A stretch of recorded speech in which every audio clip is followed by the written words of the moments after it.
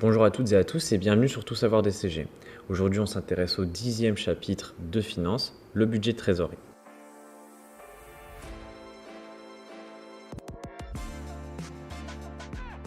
Premièrement, la trésorerie, c'est quoi? La trésorerie correspond aux liquidités en caisse, en banque et les VMP liquides. C'est important d'en avoir pour son cycle d'exploitation pour régler ses créanciers. Le budget de trésorerie va être établi exactement pour cette raison, pour provisionner le jour des encaissements et des décaissements à venir. Il permet d'assurer la capacité de la trésorerie à répondre aux décaissements et à s'adapter au fonds de roulement. Et il permet également d'optimiser les frais et communiquer avec les partenaires. Il est souvent nécessaire pour négocier des financements auprès d'établissements financiers. Alors, lorsqu'il va falloir réaliser un budget de trésorerie, il va falloir faire plusieurs petits tableaux.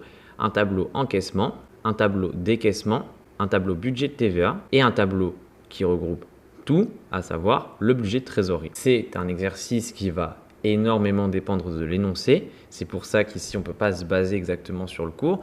Mais la notion importante dans ce cours, c'est le décalage des encaissements. Dans certains cas, dans l'énoncé, il va vous être spécifié que les créances clients sont payées à 50% au comptant et à 50% à 30 jours. Et donc, il va falloir absolument prendre en compte ce décalage, puisque c'est le but final du budget de trésorerie, afin de savoir de quelle quantité de trésorerie on va avoir besoin pour se financer durant la période où les 50% restants n'ont pas payé. De même que pour les décaissements, ça va être la même histoire avec des achats qui peuvent être au comptant et des achats à 30 jours.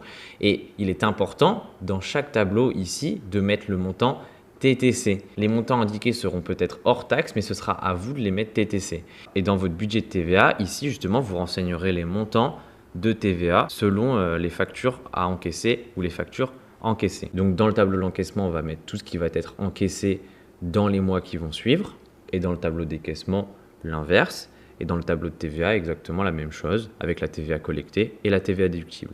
Et ensuite, vous allez faire un tableau de synthèse du budget de trésorerie sur les mois concernés, avec une trésorerie initiale qui vous sera indiquée, à laquelle vous allez ajouter vos encaissements et enlever vos décaissements. Il ne faut pas non plus oublier la TVA décaissée. Et vous allez obtenir la trésorerie finale des mois concernés. Donc à la fin, vous allez donc devoir établir votre budget de trésorerie, conclure sur la trésorerie et sur les déficits possibles, avec par exemple un fonds de roulement faible. Donc il va falloir augmenter les ressources durables, l'augmentation des capitaux, l'augmentation des dettes long terme et baisser les emplois durables. Et un BFR trop important. Et donc il va falloir baisser les délais et baisser les délais de stockage. Mais il est également important, selon les mois qui vont vous être demandés, de tenir compte du contexte. Ça peut être une période très active, notamment en période de fête. Et donc l'objectif final, ça va être de résoudre le déficit pour éviter les risques d'insolvabilité. Il va falloir placer cet excédent plutôt que le laisser dormir puisque ça représente un manque à gagner.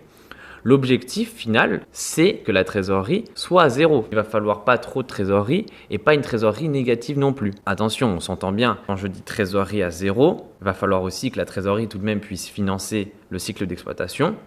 Mais s'il y a trop de trésorerie, il va falloir commenter en disant que ça représente un manque à gagner, qu'il serait plus judicieux de la placer, etc.